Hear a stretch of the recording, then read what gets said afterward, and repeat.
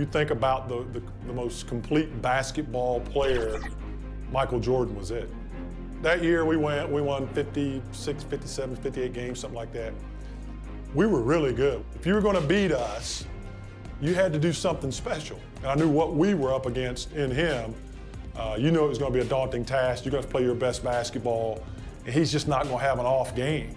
And you're trying to make sure you manage everyone else, and hopefully he has a few misses here or there. They were struggling, and so Michael, I vividly remember one play, he came off of a screen, and he was really supposed to kick the ball to the corner, but he turned the corner, he went to the basket. And I was like, oh, okay. And he took it upon himself to score. Went to overtime, and he was just unstoppable.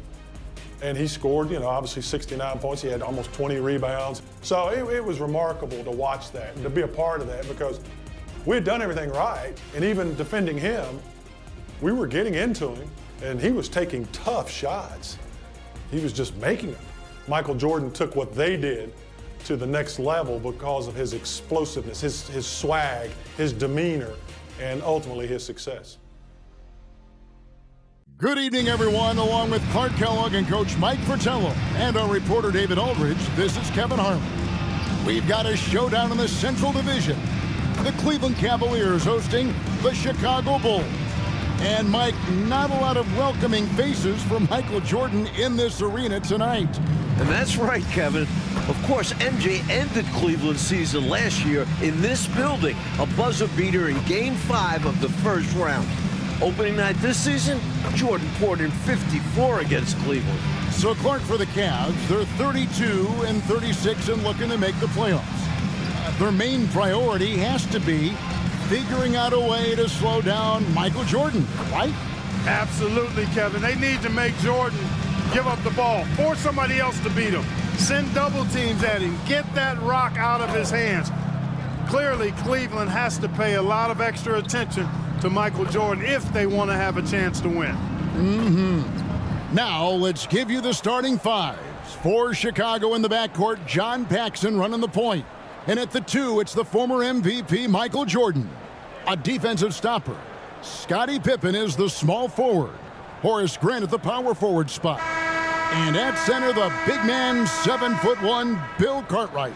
And introducing the Cleveland starters, sharp-shooting Mark Price is at the 1. And the defensive specialist, Craig Elo, joins him in the backcourt. The forwards, rookie third-round pick Winston Bennett at 3. With the experienced Larry Nance playing power forward. And finally, the two-time All-Star, Brad Daugherty, is the center. So far this year, the first 3 meetings between Chicago. We've got 13 seconds left in the fourth quarter. And here's Hardy.